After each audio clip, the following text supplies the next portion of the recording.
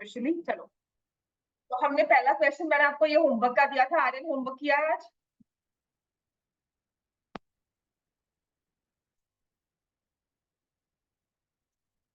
Aryan homework किया है आज?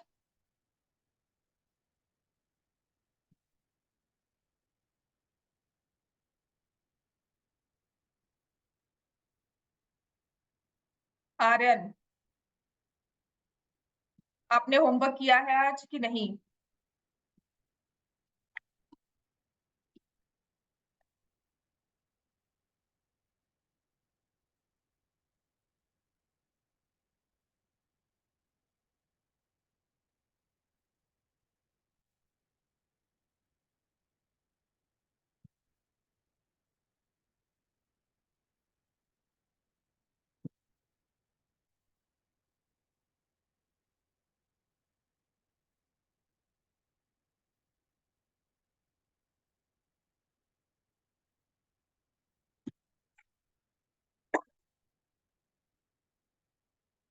Aryan, you need to respond. मुझे बताओ, अपना माइक वगैरह ठीक करो या जो भी बात है, मुझे बताओ होमवर्क किया है कि नहीं किया।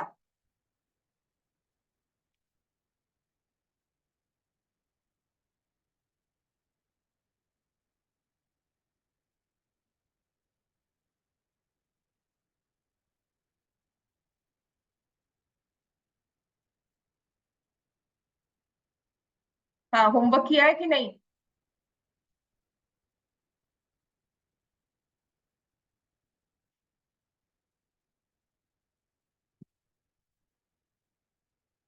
चलो आई चेक, मैं देखती हूँ, मैं आपकी पीडीएफ मंगवाऊंगी आपसे।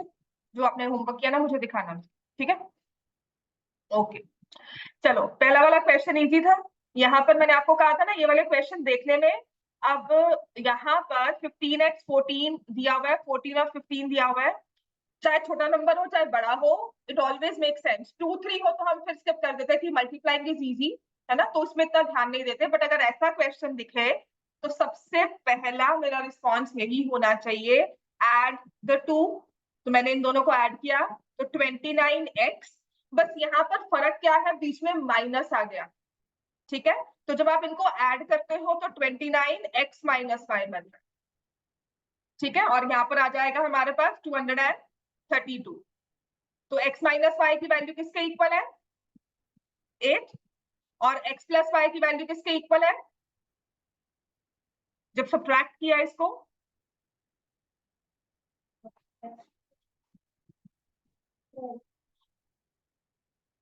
x+y = 2, मतलब दोनों को सब्ट्रैक्ट करोगे तो यहाँ पर x आ गया, वहां पर +y आ गया, और 117 - 115 कितना हो गया? 2। ठीक है ना? तो यहां से अब मुझे बताओ x की वैल्यू क्या है और y की वैल्यू क्या है? x is 5, y is -3। ठीक है, अश्मित होमवर्क किया है? हम्म, बिल्कुल भी कुछ नहीं किया था ये वाला, और बाकी रिविजन? क्यों? क्यों? कोई तो रीजन होगा। क्यों नहीं किया? क्यों, टाइम क्या नहीं था? स्कूल शुरू हो गया? हाँ, तो क्या होता है स्कूल में? शुरू में आकर ही स्कूल में टाइम नहीं हो तो बाद में जब फुल फ्लेज क्लास होगी तब क्या टाइम होगा? ठीक है, होमवर्क रोज करके आ रहा है। क्लास के बेस में तेरा 70 रहेगा ना स्कोर, वो चलेगा नहीं अब, है ना? हाँ, एकदम से हम 47 में थे, कहाँ 47 48 में थे, और कहाँ हम 70 में आ गए। वो भी पेपर जो आधा करवाया हुआ है ना? चल, 78, इसको डिवाइड किया, x+y = 2, और x - 5 किसके इक्वल है? -x+y है ना, =4 आया। हाँ, x - y = 4 आया, तो -x+y = -4 आ गया था ना। हाँ, तो x - y = 4। अच्छा, ऑनलाइन बच्चे सहज या आर्यन, किसी को भी डाउट है प्लीज इस क्वेश्चन में देखना। मैं आपको स्पीडीली करवा रही हूँ कि आपने किया है, बिकॉज एक ही स्टैंडर्ड वे है करने का। अच्छा, कौन सा वाला क्वेश्चन करना? सेकंड ही। हमने क्या किया, इन दोनों को किया ऐड। ठीक है, तो जब मैं इन दोनों को ऐड करती हूँ,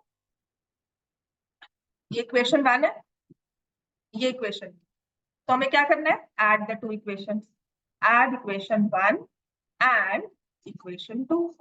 तो जब आपने इन दोनों को ऐड किया तो ये बनता है 78x plus 78y is equal to 150। अब दोनों के ना कोएफिशिएंट सेम हो जाएंगे। जब ऐसी चीज हो ना कि कोएफिशिएंट इंटरचेंज हुए हैं, तो हमने 78 कॉमन लिया है, x प्लस वाई, और आपका 99.99% मैं कहती हूँ ये डिविजन निकलेगी। यहाँ पे इंटीजर आएगा ही आएगा, नहीं आएगा तो फ्रैक्शन सिंप्लीफाई होकर 3/2 बन जाए, 5/4 बन जाए, which is 8/3 बन जाए, इजियर टू सॉल्व, है ना। तो यहाँ पे तुम खुद कह रहे हो 2 आ गया, तो मेरी एक इक्वेशन ये होगी। अब ऐसे इन दोनों इक्वेशंस को हमने सब्ट्रैक्ट कर देना है। अब सब्ट्रैक्ट जैसे मर्जी कर दो, मैं कहूंगी सब्ट्रैक्ट इक्वेशन 1 इक्वेशन 2, ठीक है, दोनों को सब्ट्रैक्ट, इक्वेशन 1 एंड इक्वेशन 2। तो देखो ना, अब मैं क्या करूंगी, देख इसको दोबारा से यहाँ पे लिख ले। ये शुरू में ना जरूरत पड़ेगी लिखने की, बाद में ना आदत हो जाएगी, मतलब इजी हो जाता है काम करना, विजुअलाइज करना इजी हो जाता है। आपने इसे सब्ट्रैक्ट किया तो देख 41 का साइन माइनस हो गया, -41 प्लस 37 क्या आ गया, -4x, -37 प्लस 41 प्लस पड़ा, डिफरेंस तो उनका उनका वही रहेगा ना, 41 से 37 निकालो या 37 में से 41, साइन हमने देख लिया, उसके बाद डिफरेंस तो वही रहेगा। अब यहाँ -86 के साथ है तो बड़ा नंबर है, माइनस करेंगे तो ये 16 आ गया। अब तुम 4 कॉमन ले लो या -4 कॉमन ले लो, तो मैंने वही कहा था x plus y equal to 2 बनाया ना, तो आपका -x plus y equal to -4 बनेगा, दोनों में कोई फर्क नहीं है। आपने x minus y equal to 4 लिखा या -x plus y equal to 4 लिखा, क्योंकि हमें फर्दर सॉल्व करना। अगर मेरा फाइनल आंसर होता ना, तब मैं x माइनस वाई करती, थोड़ा अच्छे वे में उसको प्रेजेंट करती कि नहीं ये मेरा आंसर है। अब मुझे सिर्फ फर्दर यूज करना तो x माइनस वाई भी कर सकते, ठीक है। अब जब हमारे पास ये दो इक्वेशंस आ जाती है, उसके बाद हम क्या करते हैं, इन दोनों इक्वेशंस को ही अपना क्वेश्चन मान लेते हैं कि मुझे यही क्वेश्चन मिला हुआ, तो ये कैंसिल हो गया, 2x इज इक्वल टू 2 या -2 है ना, -2, x इज इक्वल टू -1। अब यहाँ पे -1 पुट किया तो y की वैल्यू क्या आ जाती है,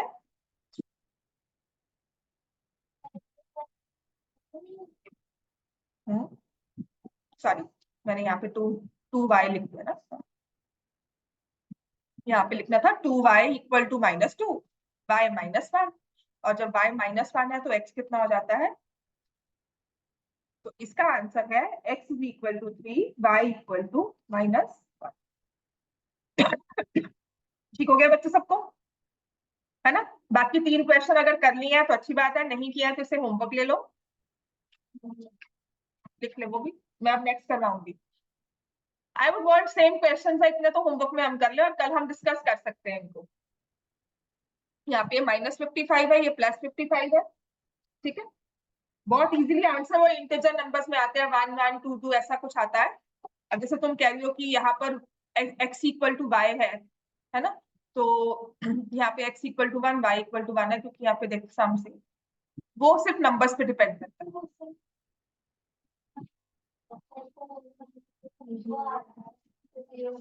तो कांस्टेंट टर्म 0 होती है तो लाइन क्या होती है,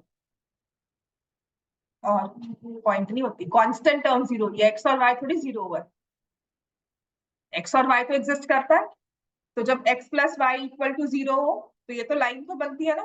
कांस्टेंट टर्म कुछ भी हो सकती है, ये लाइन होती है which passes through origin. 0 0 is also a solution, ये निकल गया। हाँ,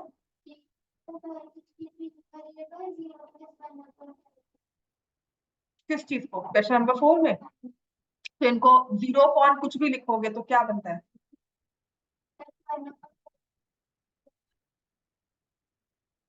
कैसा है,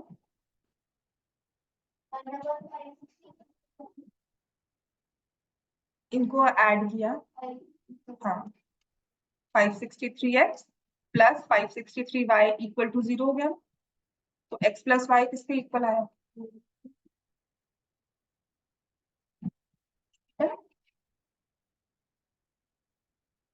ठीक है, आप समझ में आ गया? तो ये 3 क्वेश्चन आपके होमवर्क है, इन्हें लिख लो। कल मैं चेक करूंगी आपके होमवर्क के तीनों। ठीक है,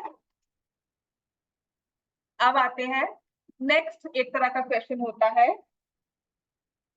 जो कि आपकी बुक में भी दिया होगा, और ये ना एक बारी लास्ट ईयर सैंपल पेपर में भी था, सीबीएसई वाला जो पेपर है ना उसमें भी था। तो करवा देती हूँ, कुछ बहुत मुश्किल चीज नहीं है, जस्ट एक आइडिया ही होता है। क्वेश्चन कुछ ऐसा दिया जाता है आपको,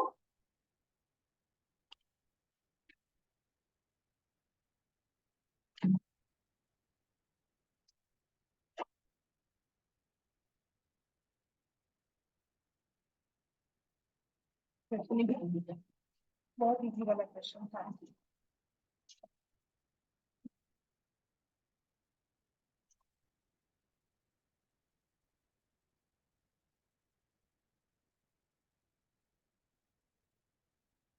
लिखो, 8/x minus 3/y is equal to 5.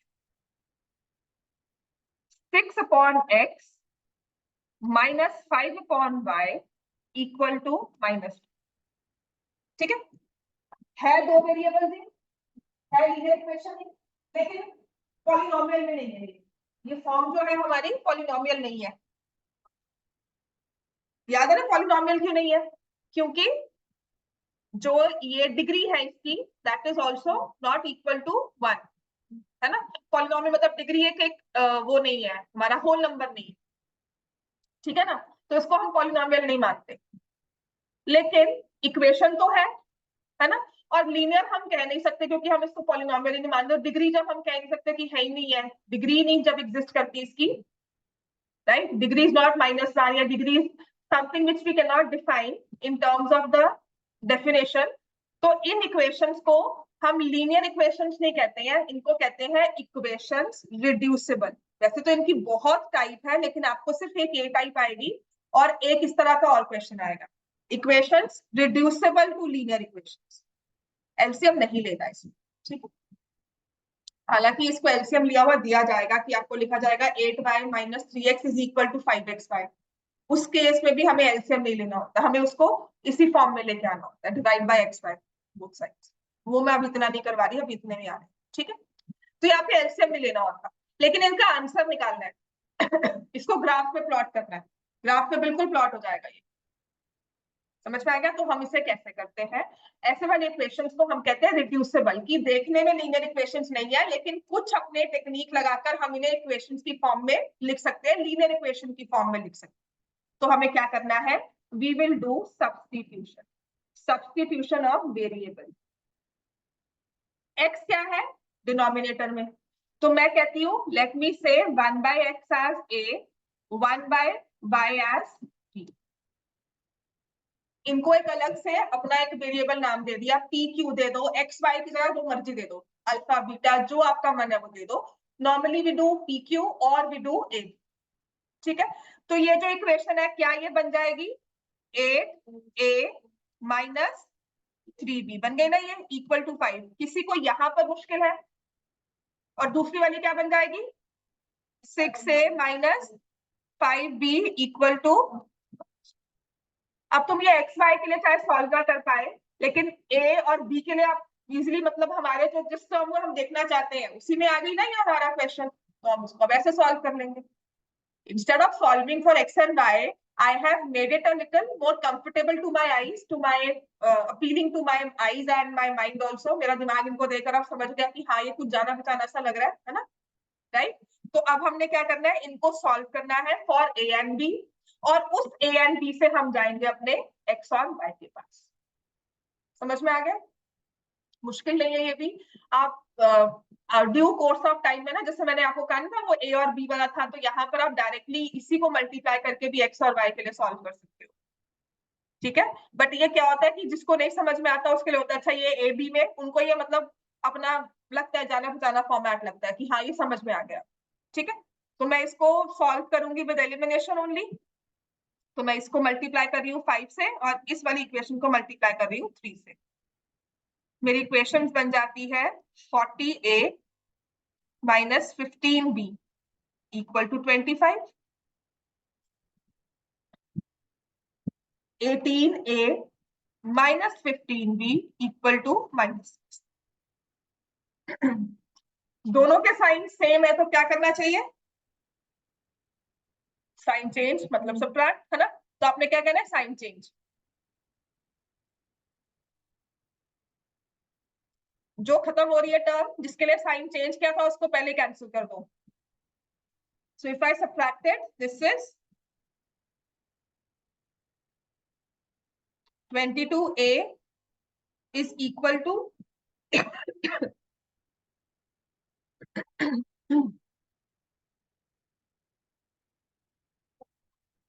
is equal to 31। a की वैल्यू क्या आ गई? 31/22। समझ में आ गया?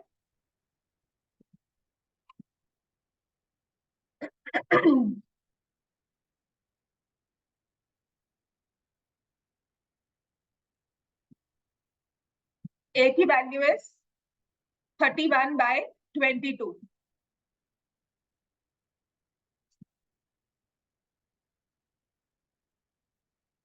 Now putting a as 31/22.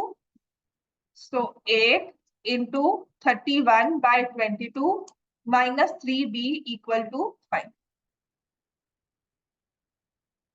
ठीक है, अपने इस वाले को भी भूल जाएंगे, इस पे बाद में आएंगे, ये पार्ट 2 है हमारा।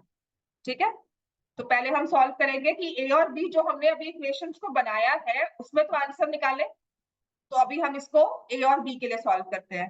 तो हाँ, कुछ अजीब सी वैल्यू आती है, फिर से क्वेश्चन को चेक कर लेना, बट ये आंसर सही है बिकॉज मैंने सॉल्व किया हुआ है ना, इसीलिए कह रही हूँ, वरना मैं इसको जरूर दोबारा चेक करती। नॉर्मल डेज में अगर मैं क्वेश्चन सॉल्व कर रही होती और ये मेरे पास 31/22 आता ना, तो मैं जरूर अपने क्वेश्चन को वैल्यूज को दोबारा से चेक करती। तो this becomes 124 minus 33b equal to 55 और 33b equal to 69, है ना? b की वैल्यू क्या आ गई? 23/11।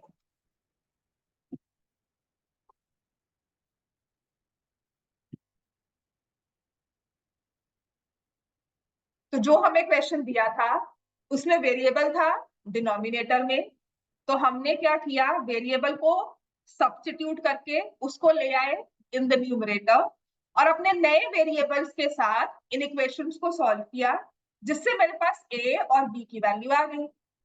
अब निकालनी तो हमें x और y की वैल्यू थी।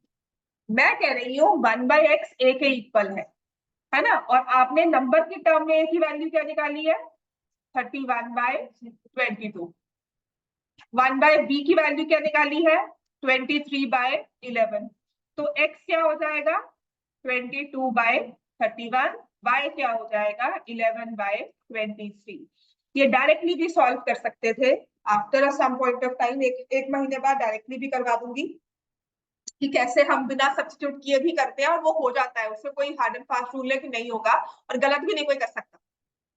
ठीक है, बट दिस इज समथिंग जो एक अपीलिंग, एक हम टेक्निक से चलते हैं, दिस इज द टेक्निक। ठीक हो गया? नॉर्मल मतलब एलिमिनेशन उस पर भी हो जाएगा, सब्स्टिट्यूशन से भी हो जाएगा, पर वो यहाँ मत करना, यहाँ पर करना, एलसीएम लेकर नहीं करना उसको, सब्स्टिट्यूट। हाँ, वो एक्स और वाई फिर क्वाड्रेटिक में आ जाएगा। ठीक है ना, वो लीनियर इक्वेशंस की टर्म में नहीं रहेगा। जैसे वो कहते हैं ना कि सॉफ्टवेयर में हल्का सा ही बग होता है, वो हल्की सी कोई हमने डॉट ही लगा दिया तो पूरा सॉफ्टवेयर चलना बंद कर देता है ना।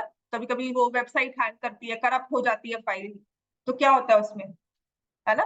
सो ये जो सिस्टम है हम इसके अकॉर्डिंगली चलते हैं, that's why we don't change certain techniques. हाँ, अपना आंसर निकालने के लिए ना, अगर मुझे जल्दी से काम करना है और मुझे पता है मेरे पास सिर्फ 2 सेकंड या 5 सेकंड है, तो मैं डायरेक्टली इसी को मल्टीप्लाई कर दूंगी, इसको 5 से, इसको 3 से, और इसको लिख दूंगी। देखो अगर ये समझ सकते हो, 40/x minus 15/y equal to 25।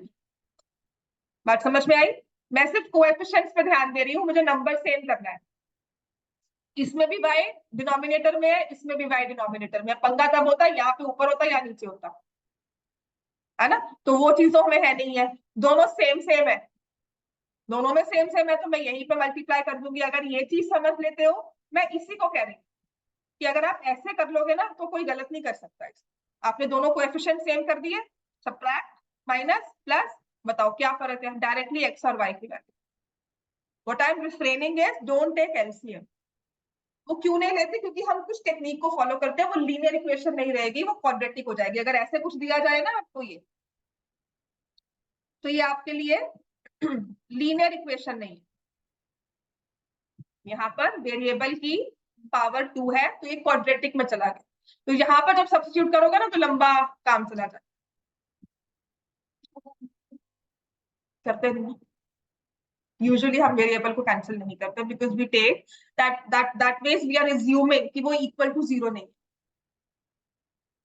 ठीक है, दैट मींस वी एज्यूम कि वो इक्वल टू जीरो नहीं है, कैंसिल कर देते हैं, पर वो एक टेक्निक है जो हम फॉलो नहीं करते, क्योंकि फिर हम हर जगह आप वेरिएबल को कैंसिल करोगे, जहां नहीं भी करना चाहिए वहां भी करोगे। यहाँ तुम कर दोगे क्योंकि मैं मान लेती हूँ कि एक्स इक्वल टू जीरो नहीं होगा, तभी यहाँ पर आए डिनोमिनेटर, है ना। तुम यहाँ पे कैंसिल कर दो कि जब तुम एक्स को यहाँ पुट करोगे थ्रू आउट एक्स कैंसिल हो जाएगा, which is fine, right. But होता क्या है, फिर हम यही टेक्निक, हम यही चीज हम आगे आगे फॉलो करेंगे, पर कहीं जगह पे हम एक्स को कैंसिल नहीं करते, ठीक है, क्वाड्रेटिक में आएगा। तो वो कहाँ होता है कहाँ नहीं होता, वो जब बाद में समझ में आता है ना, तो हमें लगता है कि चलो ऐसे ही कर रहे हैं। क्लियर हो गया बेटा ये? हाँ जी, ऑनलाइन बच्चों समझ में आ गया। अब यस ऐसा ही मैम। एक और अब ऐसा ही एक और क्वेश्चन है, सहज समझ में आ गया बेटा। सबके लास्ट वाला और क्वेश्चन है ऐसा ही, जो लास्ट ईयर पेपर में था। अब ये भी आप कर सकते हो, 2/√x plus 3/√y equal to 2, sample paper में था। 4/√x minus 9/√y equal to minus.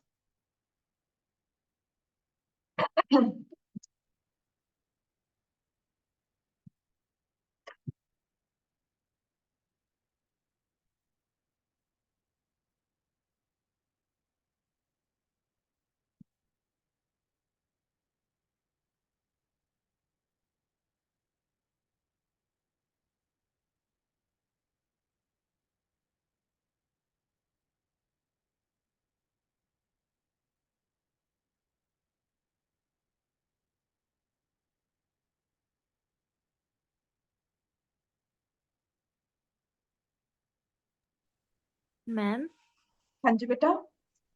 Ma'am तो जब जो दोनों इक्वेशन में दोनों वेरिएबल डिनोमिनेटर में होंगे तब हमने नहीं लेना एलसीएम। नहीं, एलसीएम मत लो, टेक्निकली वो बिल्कुल सही नहीं है,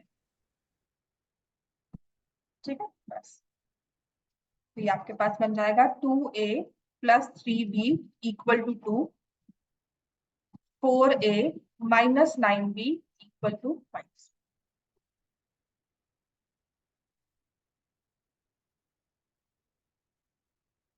ये इक्वेशन 1, इक्वेशन 2, इसको मल्टीप्लाई किया मैंने 3 से,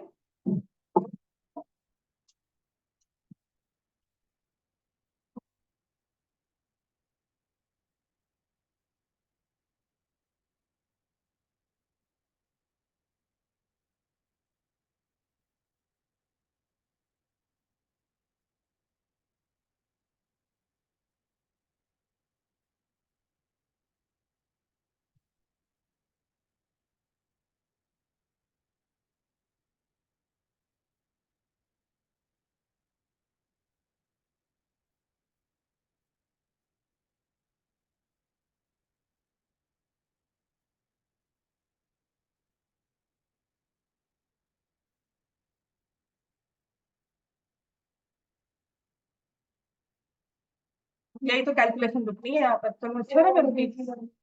हाँ जी, तो मुझे बताओ अब यहाँ पर ये 2 2 कटा तो यहाँ पे क्या रह गया, 1 plus 3b equal to 2, 3b equal to 1, b is equal to 1/3। कर लो ये ठीक, समझ में आ गया ना। है ना। हाँ, this is technique plus calculation. अब आपने फिर से वापस जाना है, ए और बी तो हमने अपने लिए निकाल लिए, अपनी आसानी के लिए, या हमने जो किया था अपने अपने फायदे के लिए जो किया था, पर अब जाना वापस एक्स और वाई में है ना। तो हम क्या करेंगे, 1/√x एज 1/2, निकालना तो x होता है, तो अब क्या करेंगे, √x इज इक्वल टू 2। अब क्या करेंगे, स्क्वायरिंग बोथ साइड्स, तो x की वैल्यू क्या आ गई, ठीक है। ऐसे ही 1/√y इज इक्वल टू 1/3, या √y equal to 3, squaring both sides y is equal to, ये इकलौता ऐसा ही क्वेश्चन है जहां पे √x दिया है। इसके अलावा बहुत सारी इक्वेशंस होती हैं जो मैंने आपको प्लस माइनस वाली भी सिखाई है ना, जिसमें हमारे कोएफिशिएंट्स इंटरचेंज हुए हैं, वो भी ऐसा ही कुछ है, उसको भी इक्वेशंस रिड्यूसिबल कहते हैं, वो भी स्पेशल टाइप ऑफ इक्वेशंस में आता है। तो ऐसी बहुत सारी इक्वेशंस है, पर ये आपको सिंपल 3-4 तरह की ही करवाई गई, अब पेपर में है, बाकी सब डिलीट हो चुकी है, ठीक है। वो पूरी एक्सरसाइज थी ना, नई बुक में उड़ा दी थी जब उन्होंने रैशनलाइज किया सिलेबस कोविड के बाद, जब नई एनसीईआरटी आई थी ना, तो उसमें से पूरी एक्सरसाइज पढ़ने पार्ट खत्म करके भेज दी कि जाओ वो करना ही नहीं है, ठीक है। अभी भी एक तरह के हमारे क्वेश्चंस हैं ए और बी वाले, पर मुझे लगता है कि अब थोड़ा सा इसके आगे चलते हैं, बिकॉज वो रेपिटेटिव मेथड हो जाता है। क्लियर हो गया इतना, समझ में आ गया सबको। तो आपका होमवर्क आज यही होगा, ये जो क्लास में मैंने 2-3 क्वेश्चंस एक्स्ट्रा करवाए हैं, अलग से करवाए हैं, इनको फिर से रिपीट करना है घर पे जाकर, इनको प्रॉपरली लिखकर, यू अंडरस्टैंड। देखो एक बार करने से चीज समझ नहीं आती है, एक बार करोगे उसको याद रखना है, उसको 2-3 बार कम से कम प्रैक्टिस करना होगा, ठीक है। तो अब आते हैं, ये जो हमने सिस्टम सॉल्व किया इक्वेशंस का, दो इक्वेशंस को सॉल्व करके एक आंसर निकाला, इसका मतलब क्या है, और ये हम जो कर रहे हैं तो ग्राफ में इसका मतलब क्या है, क्लियर हो गया। तो उससे कैसे डील करते हैं, इसके बाद ना हम एनसीईआरटी स्टार्ट करते हैं, तो जो होगा एनसीईआरटी से 1 बाय 1 चलते रहेंगे, राइट। तो देखो हमारे पास ना 2 इक्वेशन थी, फॉर एग्जांपल जैसे मैंने आपको पहले करवाई थी,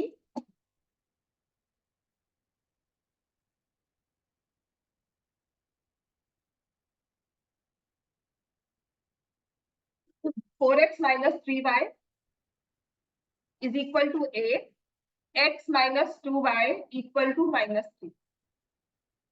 इसका ना आंसर भी बड़ा अच्छा सा आया था, x की वैल्यू 5, y की वैल्यू 4, ठीक है।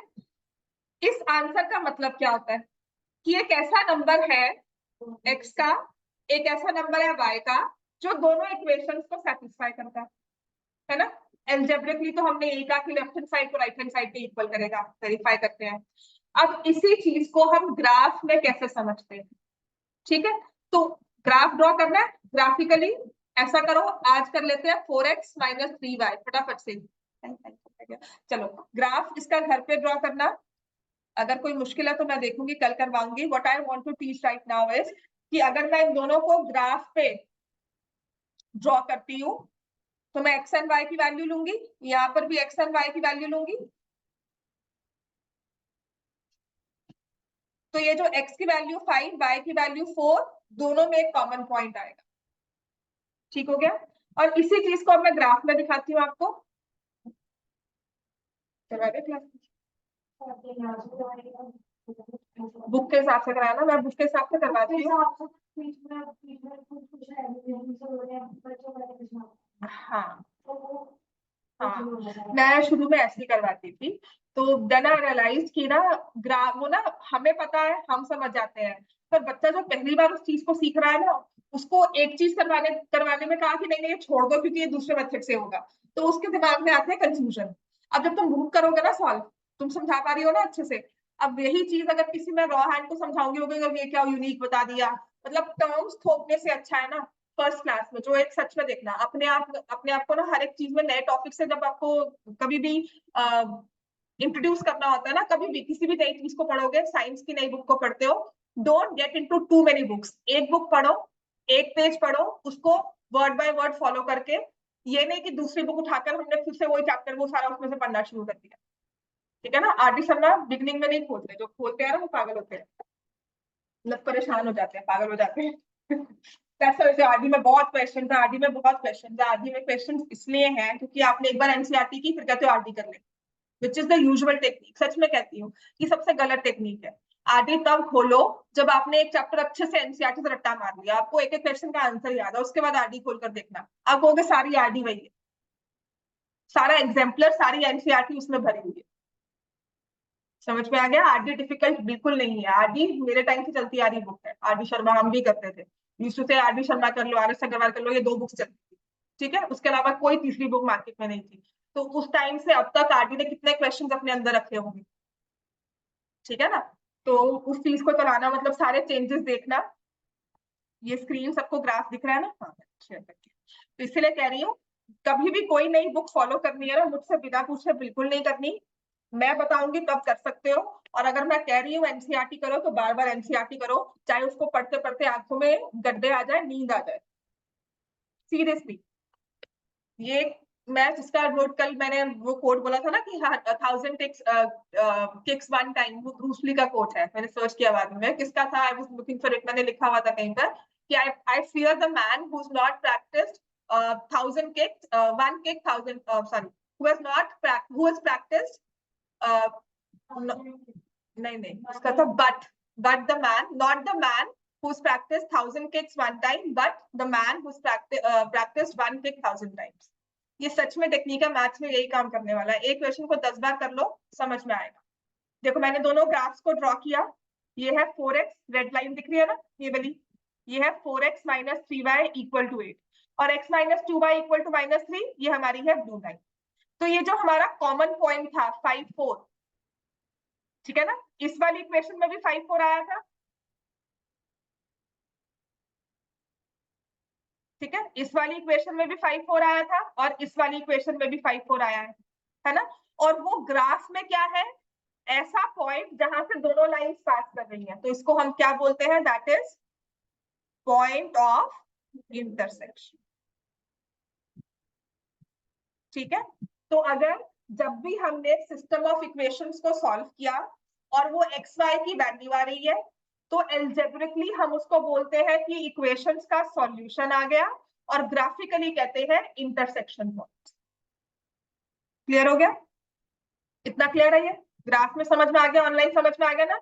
ये ग्राफ ड्रॉ करना भी आपको पेपर में आता है, और इसमें आता है कि find the triangle form by the 2 lines and the x axis and the y axis, ये सब आता है। समझ में आ गया? तो ये हम करेंगे, पर अभी नहीं। वाई एक्सिस होगा तो ये वाला ट्रायंगल हो जाएगा, ठीक है? ये आफ्टर सम टाइम करेंगे। इतना क्लियर हो गया है? सबको समझ में आ गया? तो अभी जो मैं आपको करवा रही हूँ, लिखो। तो अब हम आते,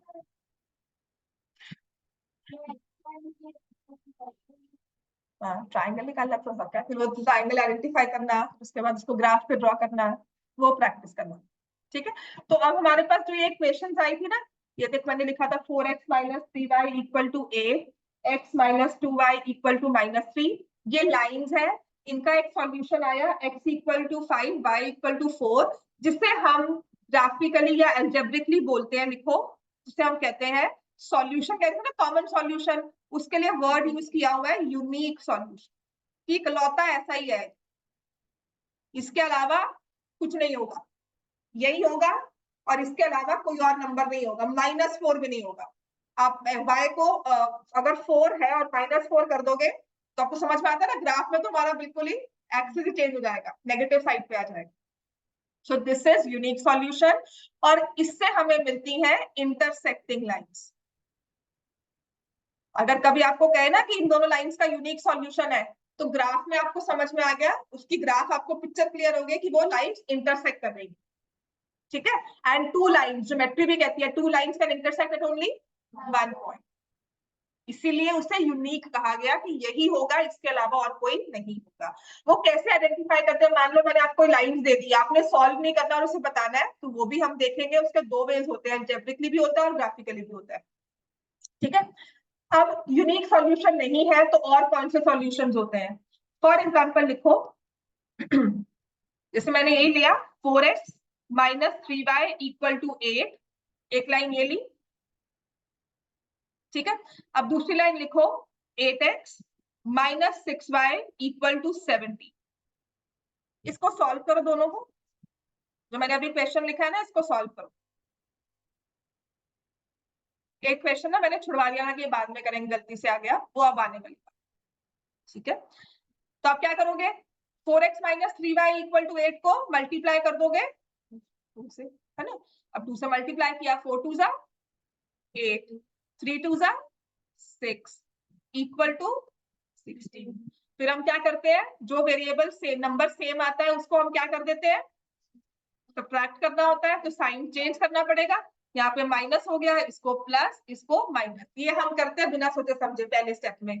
फिर जब हम इसको सब्ट्रैक्ट करने के बाद का देखते हैं कि ये तो ये खत्म हो गया, दूसरा भी खत्म हो गया, तो लेफ्ट हैंड साइड में हमारे पास क्या आ गया, 0।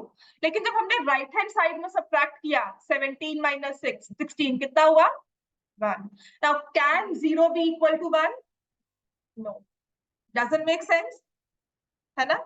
तो मतलब इसकी जगह मैं क्या लिखती हूँ, which is false या which is not true for any value of x and y, कि 0 कभी भी 1 के इक्वल नहीं हो सकता। तो जो ये सिस्टम है ना इक्वेशंस का, सिस्टम ऑफ इक्वेशंस, है ना, ये 2 सिस्टम है, इनमें मैंने जब सॉल्व किया मेरे पास कुछ ऐसा आया जो मैथमेटिकली होल्ड ही नहीं करता, कि 0 को 1 के इक्वल कर रहा है, पर ऐसा नहीं है। तो इसके लिए हम क्या कहते हैं कि this system has no solution, कि ऐसे सिस्टम का कोई सॉल्यूशन नहीं है, कि कोई एक कॉमन वैल्यू नहीं है जो x और y दोनों में आए, दोनों इक्वेशंस में आए। और अब मैं आती हूँ, मैं कहती हूँ x की ऐसी कोई कॉमन वैल्यू नहीं है। आपका ग्राफ था, अब 2 लाइंस देखते हो, साथ ही पिक्चराइज करते हो कि इंटरसेक्टिंग लाइंस बनेंगी, पर मैं कहती हूँ कि इंटरसेक्टिंग लाइन क्योंकि सॉल्यूशन ही नहीं है, तो वो लाइंस इंटरसेक्ट नहीं कर रही। तो जो लाइंस इंटरसेक्ट कर ही नहीं रही है या नहीं कर सकती है, तो उनको हम क्या बोलते हैं, पैरेलल लाइंस। तो नो सॉल्यूशन, क्योंकि उनका इंटरसेक्शन पॉइंट ही नहीं कभी बन सकता, तो उनको हम क्या बोलते हैं ग्राफ में, पैरेलल। बनाए ये ना बहुत फास्ट है, अगर आप मैथ्स आगे पढ़ोगे ना तो यू रियलाइज कि क्यों पैरेलल है, इनकी स्लोप्स इक्वल है, there are so many things ना जो मतलब अच्छा लगता है अगर आगे पढ़ो मैथ्स। मैंने क्या लिखा था, 8x माइनस 6y, ठीक है, इज इक्वल टू 7। नंबर बड़ा कर दूं ना अगर, चलो ये ज्यादा हो गया, लेट मी डू समथिंग 50 कर देते हैं, दिख जाए, ठीक है। मैं कुछ नहीं कर रही हूँ, देखो मैंने x के कोएफिशिएंट्स को मल्टीप्लाई किया सेम नंबर से, उसी नंबर से y के कोएफिशिएंट को मल्टीप्लाई किया। बात को समझना, मैंने x के कोएफिशिएंट को मल्टीप्लाई किया है और उसी नंबर से मैंने y के कोएफिशिएंट को मल्टीप्लाई किया है। यहाँ मल्टीप्लाई किया 2 से, इसको भी मल्टीप्लाई बाय 2 किया, लेकिन यहाँ वो रूल फॉलो नहीं किया। समझ में आ गया, कांस्टेंट टर्म में वो रूल फॉलो नहीं किया। मैंने कांस्टेंट में यहाँ पे 16 नहीं लिखा, कांस्टेंट में मैंने 17 लिखा, 16 से एक ऊपर 15 लिख सकती हूँ, माइनस 16 भी लिख सकती हूँ। चलिए इसको चेंज करके if I go for minus 16, let me से और आप करें तब दिखना शुरू हो जाएगा, कहाँ गए, ठीक है। चलो ये भी देख लो, इसको if I go for minus 16 then also it will be parallel lines. तो एक माइनस का ही देखो कितना फर्क पड़ जाता है ना। प्लस माइनस साइन में ब्रैकेट में माइनस ना चेंज करो तो पूरा क्वेश्चन गलत हो जाता है। ऐसे अगर मैंने माइनस 16 पे लगाया तब भी पैरेलल लाइंस ही है। क्लियर हो गया।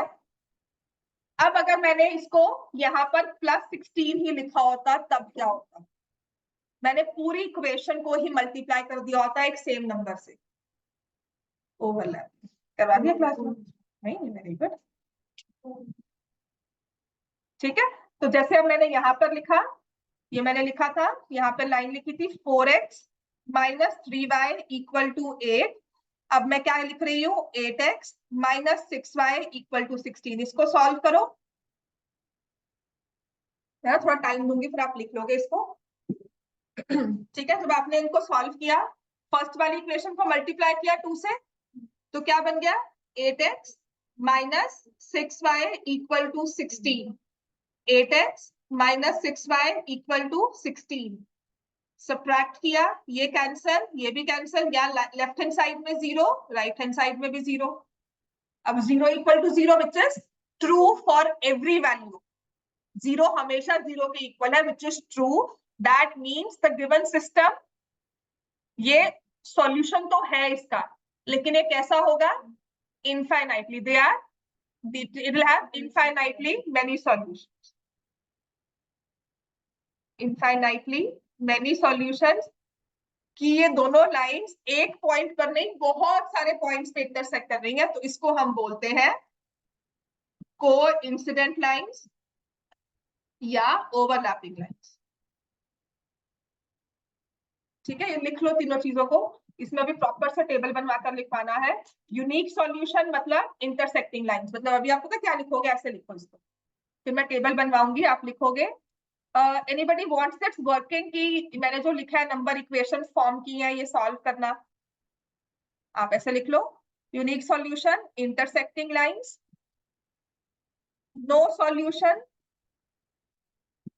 Parallel lines.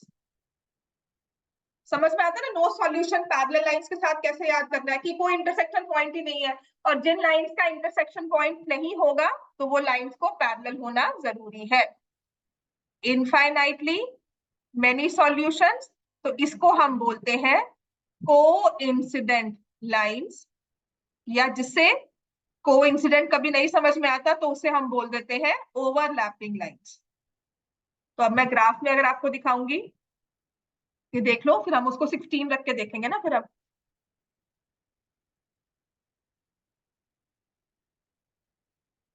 ऑनलाइन बच्चे समझ में आ रहा है? एक दिन में याद नहीं होगा, बहुत दिन लगाएंगे इसको याद करने में, और इसका क्वेश्चन एक पेपर में आ जाता है बड़े आराम से, 3 मार्क्स का प्रॉपर। ठीक है, इसमें एक्चुअल क्वेश्चन आएंगे अब सॉल्व करने में। तो अब से हम बुक सॉल्व करना साथ शुरू करते हैं। बस इसमें एक चीज और सीखनी है हमने कि इक्वेशन को देखकर मुझे ग्राफ ना ड्रॉ करना पड़े, इक्वेशन को देखकर, और मुझे आगे सॉल्व भी ना करना हो कि मैंने मल्टीप्लाई किया और फिर रियलाइज किया अच्छा 0 इक्वल टू 0। तो मैं सिर्फ इक्वेशन को देखकर कैसे रियलाइज करूं कि सॉल्यूशन आता है। अगर आता है तो वो यूनिक है या इनफाइनाइटली है, और अगर नहीं आता तो पता कैसे लगे। ठीक है, वो एक सिंपल सा टेस्ट है, वो हम आज लिख कर जाएंगे। उसके बाद कल से हम अपनी बुक स्टार्ट कर देंगे, आराम से बुक से क्वेश्चन एक एक करके सॉल्व करेंगे, चाहे वो स्टेटमेंट प्रॉब्लम है, चाहे वो हमारे सिंपल क्वेश्चंस है। राइट, लिख लिया सबने ये? ठीक है, अब आते हैं ग्राफ पर, उसका भी दिखा दें कि जब हमने इसको +16 कर दिया। देखो अब मैं ब्लू वाले पे अपना कर्सर रखा हुआ है ना, तो ये ब्लू लाइन दिख रही है। अब रेड दिख रही है, ये ब्लू आ गई, ये रेड आ गई, मतलब both the lines are same. So when I multiply, maybe, अब ये मुझे समझ नहीं आता, मुझे नहीं पता, because I am not been taught की मैंने बात आगे की लैंग्वेजेस नहीं सीखी है, तो ये क्यों हम इसको मल्टीप्लाई करते हैं, मे बी हमें किसी और पॉइंट से उसको स्टार्ट करना हो लाइन को। ठीक है ना, अगर मैं इसको 400 लिख दूं तब भी ये लाइन वही रहेगी, -300y y इक्वल टू 800।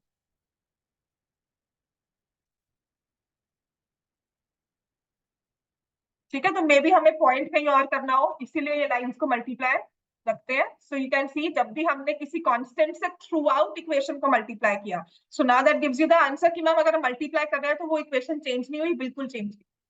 तुमने कहा था ना 2 दिन पहले कि मैम इसको हमने अगर सबको मल्टीप्लाई कर दिया तो वो एक नई इक्वेशन बन गई, बिल्कुल बन गई, लेकिन उसने अपना इनहेरेंट जो उसका एक फीचर है या उसका एक अपना नेचर है, उसने वो नहीं छोड़ा, उसने वही सेम पॉइंट से पास करना है, उसके वही सेम, जितना उसने एक्स के साथ यहाँ पे एंगल बनाया हुआ है वही रहेगा, है ना। जिस तरह से वो, मतलब उसने सिर्फ कपड़े चेंज किए हैं, अगर मैं आपको सिर्फ लगाऊं, ठीक है ना, कि उसकी फेस, आपके फीचर्स वगैरह सब वैसे ही है, राइट। उसने सिर्फ अपना हेयर स्टाइल चेंज किया है, बट वो वैसे दिख रही है, मतलब हेयर स्टाइल भी चेंज नहीं किया, मतलब you can see the same angle, same triangle बन रहा है। अगर वो ये वाली इक्वेशन है तब भी वैसे ही है, अगर वो ये है तब भी वैसे। समझ में आ गया? तो इक्वेशन चेंज नहीं होती, बस उसका नंबर चेंज हो गए उसके, राइट। चलो अब आते हैं थोड़ी सी चीज जो हमने यहाँ पर सीखनी है कि how to realise whether the given system will give me intersecting lines or how to realize whether the given system will give me unique solution, no solution, infinitely many solutions. तो कैसे देखना है इसको? सबको दिख रही है स्क्रीन?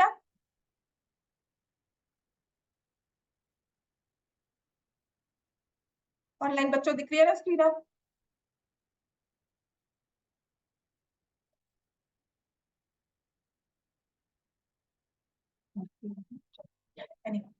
तो हमारे पास दो तरह की दो इक्वेशंस होती है ना सिस्टम ऑफ इक्वेशंस में। एक होता है a1x b1y plus c1 equal to 0। मतलब x का कोएफिशिएंट मैंने उसे a1 दिया, y का कोएफिशिएंट उसको b1 दिया, और दूसरी इक्वेशन में x के कोएफिशिएंट को लिख दिया a2, y के कोएफिशिएंट को लिख दिया b2 और कांस्टेंट टर्म को लिख दिया c। इसको इसी फॉर्मेट में लिखना, पहले x फिर y फिर कांस्टेंट टर्म। ना समटाइम्स क्या होता है इक्वेशन में ना, ये कांस्टेंट टर्म आपको यहाँ दी होती है ना। तो अगर लेकर आ रहे हो दोनों कांस्टेंट टर्म को एक साइड पे रखो या दोनों कांस्टेंट टर्म को लेफ्ट हैंड साइड पे रखो। समझ में आ गया? दोनों को सेम तरह रखोगे तो आपका फॉर्मूला बिल्कुल भी चेंज नहीं होगा। जो मैं आपको रेशियो बता रही हूँ, एक यहाँ है एक यहाँ है, तो उसमें नहीं करना। ठीक है, ऑल ऑफ देम तभी क्या करते हैं कि सभी को लेफ्ट हैंड साइड पे ले आओ। राइट, ये स्टैंडर्ड फॉर्म बता दिया कि कोई कहता है कि ax plus by equal to c है, तो कोई c रखता है कोई नहीं रखता, तो हमने सिर्फ एक ही चीज याद रखी कि सबको लेफ्ट हैंड साइड पे ले आते हैं। चलो कंफ्यूजन खत्म। अब क्या करना होता है, जो हमारे x से बात तो सारी x के कोएफिशिएंट्स की थी ना, उनको ही हम सेम कर रहे थे, नंबर्स को ही सेम कर रहे थे, तो हम क्या करते हैं इनके कोएफिशिएंट्स को ही स्टडी करते हैं। तो आपने क्या करना है, ये तीन रेशियोज फॉर्म कर लेनी है। x के कोएफिशिएंट की a1 by a2, b1 by b2, c1 by c2 constant term. ठीक है ना, इन तीनों नंबर्स को हमने अब आइडेंटिफाई करना है, इनको स्टडी करना है, x के कोएफिशिएंट्स को, y के कोएफिशिएंट्स को और कांस्टेंट टर्म्स को। तो x के कोएफिशिएंट्स की रेशियो, y के कोएफिशिएंट्स की रेशियो और कांस्टेंट टर्म्स की रेशियो ये हमने देखी। तो if a1 by a2 is not equal to b1 by b2 is not equal to c1 by c2, most important in दोनों का होता है, तो ये होता है यूनिक सॉल्यूशन। ठीक है, जो हमें देता है इंटरसेक्टिंग लाइन्स। समझ में आ गया? लिख लो इसको। ये हमारा सबसे अब नेक्स्ट इंपॉर्टेंट टॉपिक है। सॉल्विंग आ गई ना इक्वेशंस की, अब ये उसकी स्टडी है, फर्दर एनालाइज करना। और इतना अगर हमने कर लिया तो हम बुक आराम से ना, सब कुछ जानते हैं, बुक पे जाएंगे ना तो एक एक क्वेश्चन बड़े आराम से सॉल्व। ठीक है, अब खुद सोचो, आपने जिस नंबर से x को मल्टीप्लाई किया, जैसे मैंने देखो ना एक सिंपल सी बात समझनी थी, 4x minus 3y equal to 8 लिखा है ना। अब मैं दूसरी इक्वेशन में अगर 8x लिखती हूँ और यहाँ पर 7y लिख दूंगी, इसका सॉल्यूशन पक्का है। समझ में आ गई ना बात? क्यों? क्योंकि मैंने अगर इसको 2 से मल्टीप्लाई किया, y का नंबर सेम नहीं हुआ, तो a1 by a2 और b1 by b2 की सेम रेशियो नहीं होनी चाहिए। मतलब जिस नंबर से नेक्स्ट इक्वेशन में x मल्टीप्लाई हुआ, y सेम नंबर से मल्टीप्लाई नहीं होना चाहिए। y का कोएफिशिएंट सेम नंबर से मल्टीप्लाई होकर, मतलब यहाँ पर ये 6 नहीं आना चाहिए, 6 के अलावा कुछ भी आ जाए। समझ में आ गई बात? ये कांस्टेंट टर्म की बात नहीं कर सकते, क्योंकि कांस्टेंट टर्म सेम हो कैंसिल हो जाए, 0 आ जाएगा मेरे पास। 0 इज अ सॉल्यूशन। 0 एक पॉइंट है ग्राफ पे, 0 0 भी पॉइंट है ग्राफ पे, 0 5 भी पॉइंट है ग्राफ पे। समझ में आ गई बात? है कितना क्लियर हो गया बच्चों? समझ में आ गया ना कि रेशियो हमारे तीनों ही इक्वल होनी चाहिए। अब क्या करेंगे हम, a1 by a2, मैंने देखो क्या किया था, c1 को सेम नंबर से मल्टीप्लाई नहीं किया था, कांस्टेंट टर्म को, उसको 17 लिख दिया था अपनी तरफ से, 16 नहीं लिखा था। तो जो c1 by c2 है, मतलब जो c2 है ना, वो c1 को मल्टीप्लाई करके नहीं आना चाहिए, है ना। और इन दोनों की रेशियो सेम होनी चाहिए। जिस नंबर से मैंने x के कांस्टेंट को कोएफिशिएंट को मल्टीप्लाई किया, उसी नंबर से y के कोएफिशिएंट को मल्टीप्लाई करूंगी, तो इन दोनों की रेशियो सेम होगी ना। ये था 4x माइनस 3y, तो मैंने 8x माइनस 6y लिखा, तो ये 1/2 1/2 हो गई ना रेशियो। तो अगर x के कोएफिशिएंट्स की रेशियो और y के कोएफिशिएंट्स की रेशियो सेम हो गई, और वो कांस्टेंट से सेम नहीं है, तो इसका मतलब हमारे पास हमेशा आएगा नो सॉल्यूशन, जिसे हम बोलते हैं पैरेलल लाइंस। समझ में आ गया? और अब मुझे बताओ तीसरा, ओवरलैपिंग लाइंस में क्या किया था मैंने? सेम नंबर रख देता, 16, 8, 16, 24। देखो -16 पे भी नहीं आया था, यहाँ पे 1/-1 रेशियो हो जाती, ठीक है। पर अगर मैं थर्ड केस रखूं A1/A2, तीनों को सेम कर दिया, तो वही सेम लाइन किसी और अवतार में मेरे पास आ जाती है, पर वो रहती वही है। समझ में आ गया? है अंदर से वही वो, ठीक है। तो यहां पर ये आएगा इसका इनफाइनाइटली मैनी सॉल्यूशंस, जिसे हम कहते हैं कोइंसिडेंट लाइंस। अगर कोइंसिडेंट का मतलब नहीं समझ में आता तो वो है ओवरलैपिंग लाइंस, लाइंस एक दूसरे के ऊपर ओवरलैप करती। समझ में आ गई बात ये इतनी? ठीक है। अब इसके साथ एक चीज और लिख लो, जो मैं आपको कल समझाऊंगी, बट अगर टेबल बना रहे हो तो ये प्रॉपर लिख लो। यूनिक सॉल्यूशन होता है, इंटरसेक्टिंग लाइंस होती है। तो मैंने आपको कहा ना सिस्टम ऑफ इक्वेशंस होता है, तो सिस्टम को बोलते हैं कंसिस्टेंट।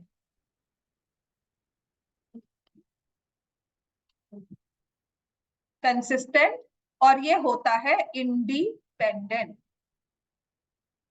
यूनिक में जब यूनिक सॉल्यूशन आए, इंटरसेक्टिंग लाइंस हो, तो हम कहते हैं द सिस्टम ऑफ इक्वेशंस, ये वाला system is consistent and independent. वो मैं बताऊंगी कल इसका प्रॉपर मतलब कि क्यों इंडिपेंडेंट कहा, ठीक है। देखो, चाहे लाइन में एक सॉल्यूशन आए, चाहे बहुत सारे सॉल्यूशन आए, सॉल्यूशन तो एग्जिस्ट करता है ना। मतलब मैं कह रही हूँ 0 = 1, तो कहेंगे तुम्हारी बात का मतलब ही क्या है, राइट। लेकिन अगर मैं कह रही हूँ 0 = 0, बात तो मैं बेतुकी बात तो नहीं कर रही। तो इसीलिए हम कहते हैं system is consistent in infinitely many solutions also. Consistent and dependent. Dependent क्यों बोलते हैं वो मैं बताऊंगी आपको।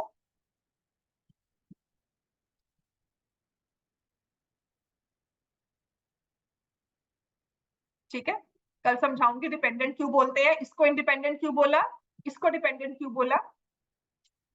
और नो सॉल्यूशन में हम कहेंगे कि जो कह रहे हो उसका कोई मतलब नहीं है, तो द सिस्टम इज इनकंसिस्टेंट।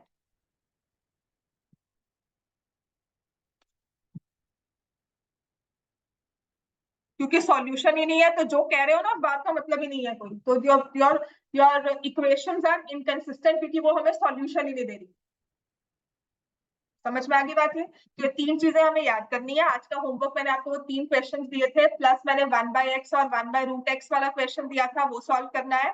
अगर आप अपनी एनसीईआरटी ओपन करोगे तो काफी कुछ आप समझ पाओगे। तो कल से एनसीईआरटी रिवाइज होगी आपकी, स्टार्ट हो जाएगी एनसीईआरटी।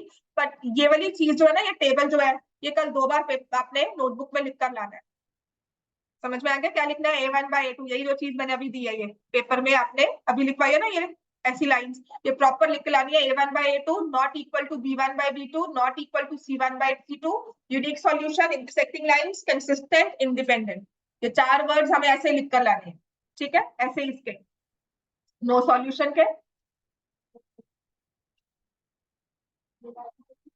वही है, तो जो करवा रही हूँ क्लास में, ठीक है।